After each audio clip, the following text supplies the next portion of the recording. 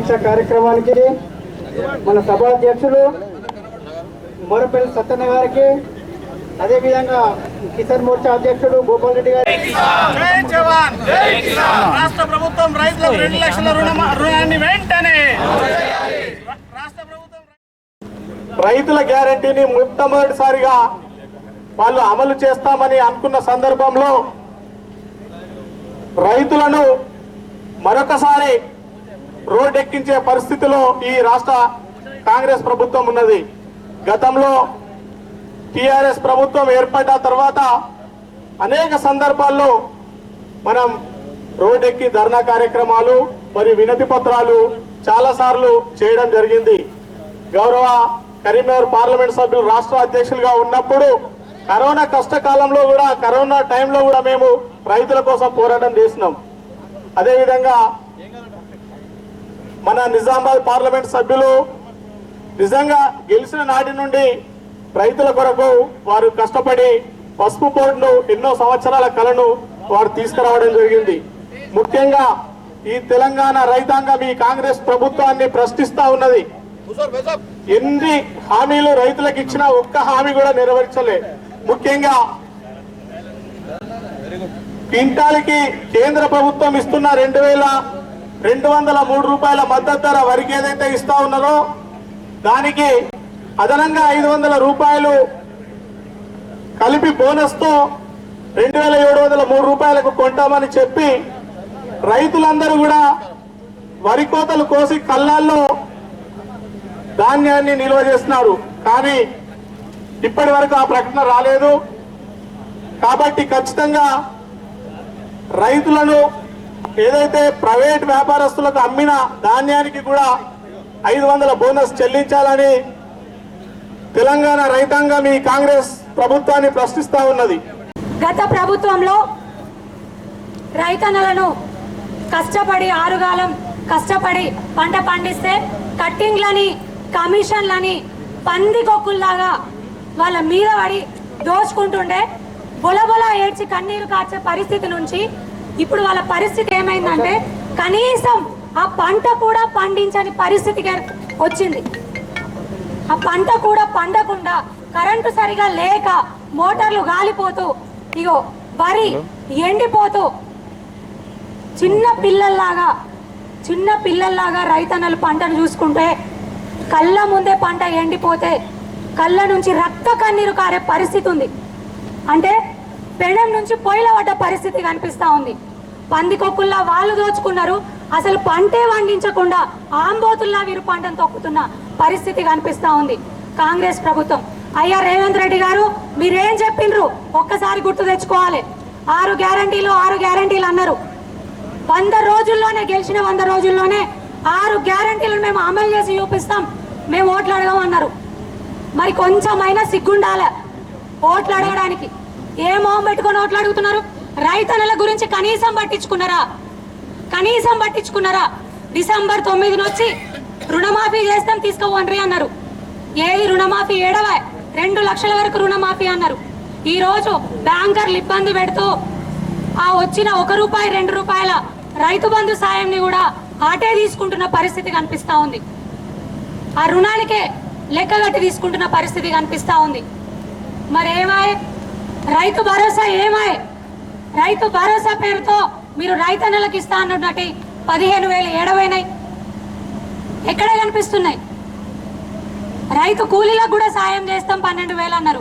ఏడవాయ్ ఎక్కడ కనిపిస్తున్నాయి? ఆ 12,000 కనిపిస్తున్నాయా మీకేడన్నా? ఏ మొహం పెట్టుకొని తిరుగుతూ ఉన్నారు ఊళ్ళల్లో? ఏ మొహం పెట్టుకొని ఈరోజు తుక్కుగూడలో సభ చేసుకుంటా ఉన్నారు? కొంచెమైనా సిగ్గుండాలి మీకు సభ చేసుకోవడానికి. రైతన్నలని రోడ్ల మీద కూర్చోబెట్టిండ్రు. రైతన్నల పక్షాన ఈ రోజున భారతీయ జనతా పార్టీ రాష్ట్రం అంతా కూడా ప్రతి జిల్లాలో కూడా రైతన్నలకు అండగా దీక్ష చేస్తూ ఉంటే మీరు తుక్కుగూడలో సభ చేసుకుంటా ఉన్నారు. మీరు రైతన్నలకు బరాబర్ సమాధానం చెప్పి తీరాలి. రైతన్నలు అన్నం పెట్టే అన్నపూర్ణలే కాదు, రైతన్నలకు కోపం వస్తే అడగదొక్కే అపర కాళ్ళు కూడా అవుతారు, వాళ్ళే కొట్టుకోపోతారు. ఒక్కసారి ఆలోచన చేయాలి. ఏమన్నారు? గత ప్రభుత్వం రైతులకు ఇది చేస్తుంది, ఆ అన్యాయం చేస్తుంది, ఈ అన్యాయం చేస్తుందని అయ్యా రేవంత్ రెడ్డి గారు ముసలి కన్నీరు కార్చిండ్రు కదా, మేము కట్టింగ్లు చేయం, అది చేయం, ఇది చేయం, అది కాకుండా క్వింటాల్కి మద్దతు ధరతో పాటు 500 బోనస్ కూడా ఇస్తామన్నారు.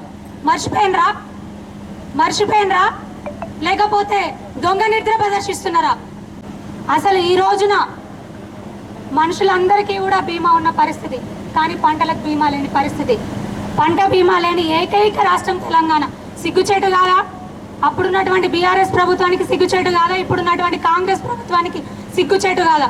ఒక్కసారి ఆలోచించాలి. ఇమీడియట్గా పంట బీమాను కూడా అమలు చేయాల్సిందిగా కూడా మేము డిమాండ్ చేస్తూ ఉన్నాం. ఖచ్చితంగా కదం దొక్కి భారతీయ జనతా పార్టీ కార్యకర్తలంతా కూడా, మోదీ గారి సైనికులంతా కూడా రైతన్నల కోసం అండగా నిల్చొని ఉన్నారు. తప్పకుండా ఈ ధర్మ పోరాటం ఆగదు, ముందుకు వెళ్తామని మరొక్కసారి తెలియజేసుకుంటూ నాకు ఈ అవకాశం ఇచ్చినందుకు అధ్యక్షుల వారికి ధన్యవాదాలు తెలియజేసుకుంటా ఉన్నాను. జై జవాన్, జై జవాన్. రైతు దీక్ష ఈరోజు సత్యాగ్రహ దీక్ష చేయడానికి ముఖ్య కారణం ఈరోజు రైతులు అన్నమో రామచంద్ర అంటూ ఉన్నారు.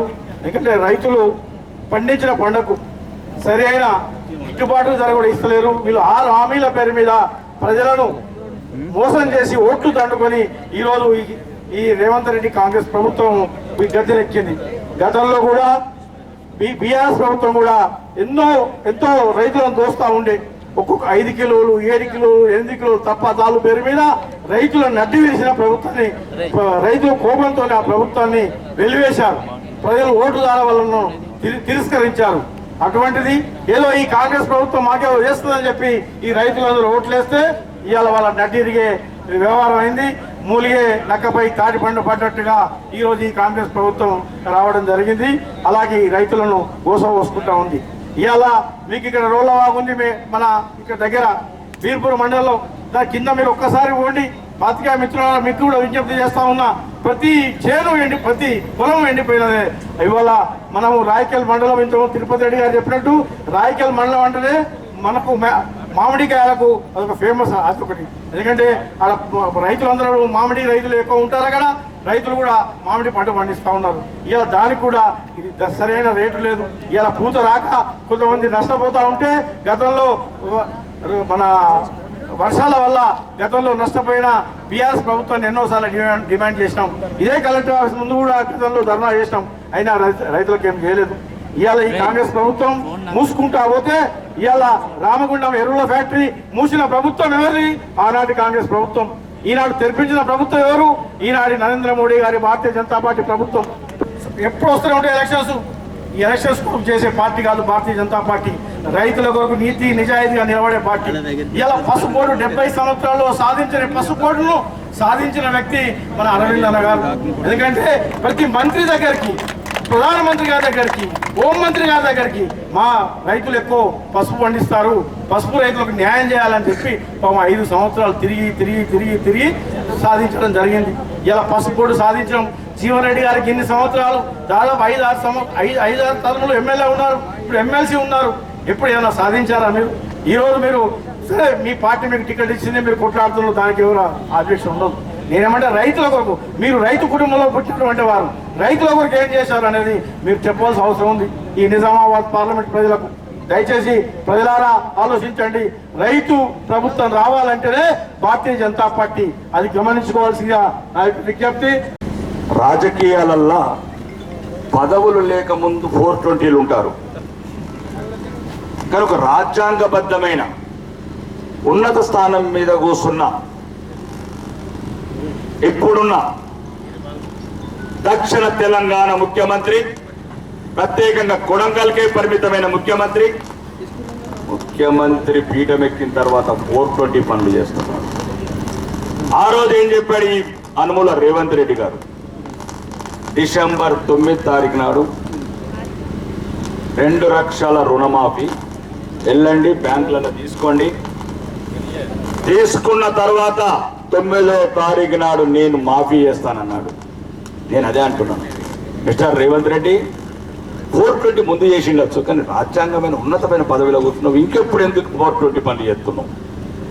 చెక్కు లేదా, పెన్నులు లేవా? నా జగిత్యాల రైతులు, లేకపోతే తెలంగాణ రైతులు, ఉత్తర తెలంగాణ రైతులు రేపే నీ సెక్రటరీకు చెక్కు బుక్కులు పంపిస్తాం, పెన్నులు పంపిస్తాం మిస్టర్ రేవంత్ రెడ్డి. ఈ 420 ఫండ్లు పండి ఇమ్మీడియట్లీ రైతులు వరి చేలల్లా, మీరు వీడియోలలో చూస్తున్నారచ్చు పాత్రికేయ మిత్రులు, కన్నీళ్లు పెట్టుకొని వరి చేలల్లో కొడుతున్నారు. కానీ ఇక్కడున్న మోసగారి, అబద్ధాల పుట్ట, అహంకారి మాట నెరవేర్చడం అని ఉండదు, మాట తప్పటమే ఉన్నారు రేవంత్ రెడ్డి. ఢిల్లీ వీధుల్లో ఏసీసీ ఆఫీసులో కంపౌండర్ తిరుగుతున్నాడు, కంపౌండర్ లాగా, క్లర్క్ లాగా. తెలంగాణ రైతుల భవిష్యత్తుని ఇక్కడ వాళ్ళ బతుకు, వాళ్ళ మానాన వాళ్ళని వదిలేసి, నీళ్లు లేవు, కరెంటు లేదు, పట్టించుకునే వాళ్ళు లేడు.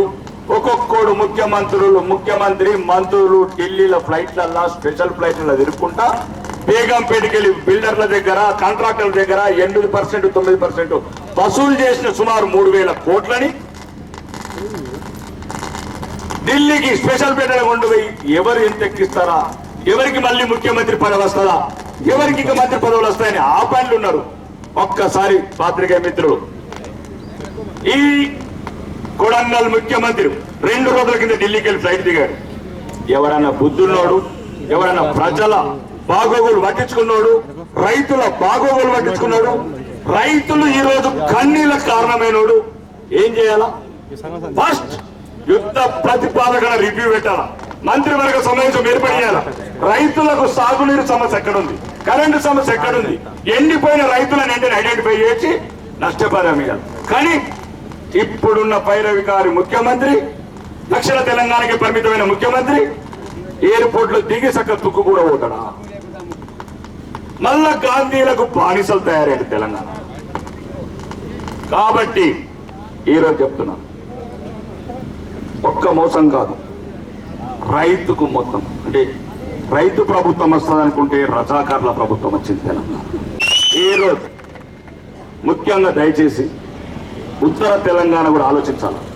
కక్ష కట్టిండ్రు కొడుకులు మనకి. ఖమ్మమోడు, నల్గొండోడు, మహబూబ్ నగరోడు 3 జిల్లాలోడు ఈ రోజు వరకు 16,400 కోట్లు, రోజుకు 164 కోట్లు అప్పు చేస్తే 3 జిల్లాలకు పోయినాయి తప్ప జగిత్యాల లాంటి జిల్లాలు 30 జిల్లాలకు 3 రూపాయలు ఇవ్వలేదు. 6 గ్యారంటీలు. ఏ గ్యారంటీ ఇచ్చినావు మిస్టర్ రేవంత్ రెడ్డి? రైతు రుణమాఫీ చేయలేదు, ఆడబిడ్డలకు 2,500 ఇవ్వలేదు, 4,000 రూపాయల పెన్షన్ చేయలేదు, కౌలు రైతులకు డబ్బులు ఇవ్వలేదు. చేసిందల్లా ఒక్కటి, అది కూడా ఈరోజు మీకు పరిష్కారం చూపిస్తారు ఆడబిడ్డలు. పాత బస్సులలో మా అక్క చెల్లెలను ఎక్కిపించి నడుము నొప్పులు, ఒళ్ళు నొప్పులు చేసి ప్రతి ఒక్కళ్ళని ఈరోజు ఆర్థోపెడిక్ డాక్టర్లకు పంపించి కుట్ర చేసింది. అదొకటే. కాబట్టి ఒక్క బస్సు కొనలేదు. మోసకారి, నీ గత చరిత్ర అంతా మోసమే. పార్టీలు మారడం, ప్రజలను మోసం చేయడం. ఈరోజు మళ్ళా తెలంగాణ ప్రజల పట్ల, రైతుల పట్ల సానుభూతి లేకుండా, సహకారం అందించకుండా, సహాయం చేయకుండా మళ్ళీ రైతులను నడి రోడ్డులో వదిలేసిన చరిత్ర ఈ కాంగ్రెస్ ప్రభుత్వం. ఇదే చూడండి మా కేంద్ర ప్రభుత్వం ఎన్ని రకాల, ఈ సంవత్సరం 2 సార్లు ధరలు పెంచాం. ప్రతి వ్యవసాయ ధరలు పంటలకు 50% సబ్సిడీతో ఎరువులు ఇస్తున్నాం. 27,000 కోట్లున్న రాష్ట్ర వ్యవసాయ బడ్జెట్ 1,25,000 కోట్లు తీసుకెళ్ళాం. 7 లక్షల కోట్లున్న రైతు రుణాలని 21 లక్షల కోట్లు ఇస్తున్నాం రైతులకు. ఈ భారతదేశానికి కానీ, భారతీయ జనతా పార్టీకి కానీ రైతే ముందు ప్రత్యేకత, ప్రాధాన్యత.